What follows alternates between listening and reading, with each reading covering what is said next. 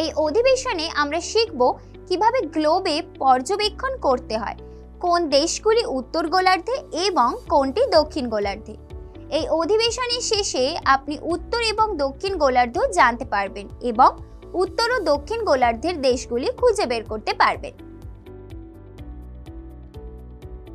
পৃথিবীর বিষুবরেখা পৃথিবীকে মোটামুটি দুটি সমান অংশে বিভক্ত করে, যা গোলার্ধ নামে পরিচিত।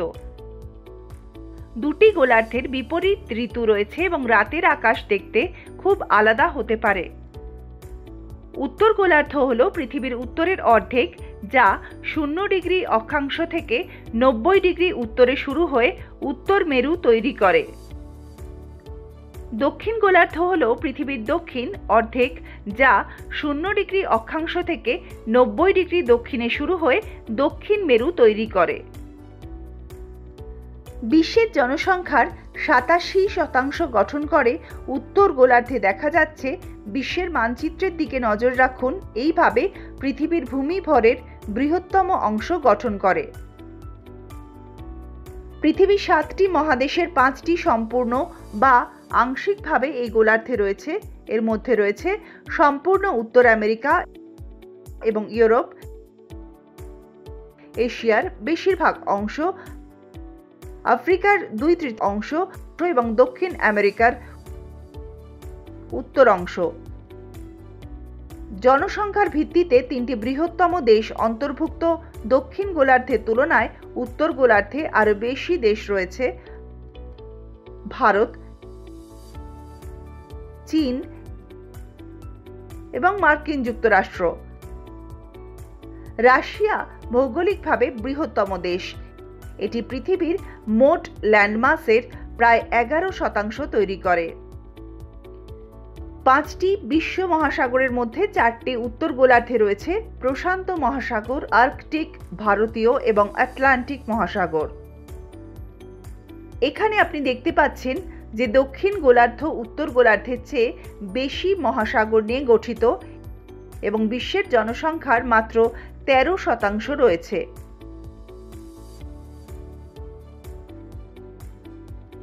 অস্ট্রেলিয়া এবং অ্যান্টার্কটিকা মহাদেশ সম্পূর্ণরূপে দক্ষিণ গোলার্ধে অবস্থিত। এছাড়াও দক্ষিণ আমেরিকার বেশিরভাগ এবং আফ্রিকার 1/3 পৃথিবীর দক্ষিণ অর্ধে রয়েছে। নিরক্ষরেখার দক্ষিণে সবচেয়ে জনবহুল দেশ হল ইন্দোনেশিয়া, যেখানে ব্রাজিল ভৌগোলিকভাবে বৃহত্তম দেশ। ঐতিহ্যগতভাবে অস্ট্রেলিয়া এবং নিউজিল্যান্ডকে দক্ষিণ গোলার্ধে আরও পশ্চিমা দেশ হিসেবে বিবেচনা করা হয়েছে। দক্ষিণ মহাসাগরই একমাত্র মহাসাগর যা সম্পূর্ণরূপে দক্ষিণ গোলার্ধে অবস্থিত। আর্কটিক মহাসাগর ব্যতীত বাকি 4টি প্রশান্ত মহাসাগর, ভারতীয় এবং আটলান্টিক মহাসাগরগুলিও পৃথিবীর দক্ষিণ অর্ধে বিদ্যমান। উত্তর ও দক্ষিণ গোলার্ধে ঋতু সম্পূর্ণ বিপরীত। যখন উত্তর গোলার্ধে শীতকাল, তখন দক্ষিণ গোলার্ধে গ্রীষ্মকাল।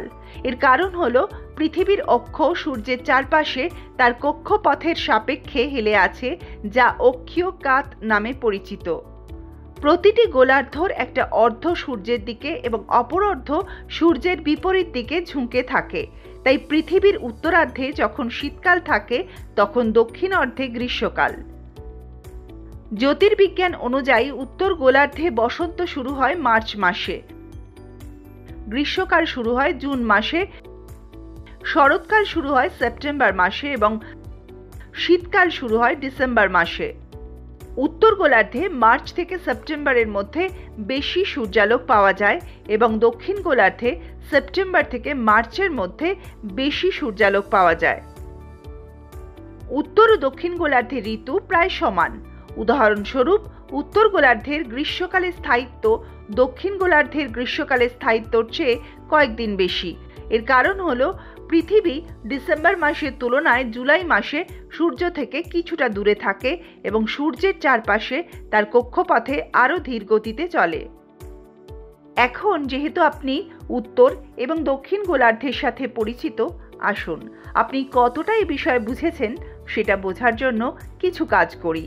কাজটি সম্পাদন করার জন্য আপনার একটি গ্লোব মডেল বা ওয়ার্ল্ড অ্যাটলাস প্রয়োজন হবে। আপনার প্রথম কাজ হলো উত্তর গোলার্ধের দেশগুলি খুঁজে বের করা এবং টেবিলে রেকর্ড করা। আপনার দ্বিতীয় কাজ হলো দক্ষিণ গোলার্ধের দেশগুলি খুঁজে বের করা এবং টেবিলে রেকর্ড করা। এবার গ্লোবে পর্যবেক্ষণ করুন কোন দেশগুলি উত্তর গোলার্ধে এবং কোনটি দক্ষিণ গোলার্ধে। এখনো পর্যন্ত আপনি উত্তর এবং দক্ষিণ গোলার্ধকে জানতে এবং উত্তর ও দক্ষিণ গোলার্ধের দেশগুলি খুঁজে বের করতে সক্ষম হয়েছেন।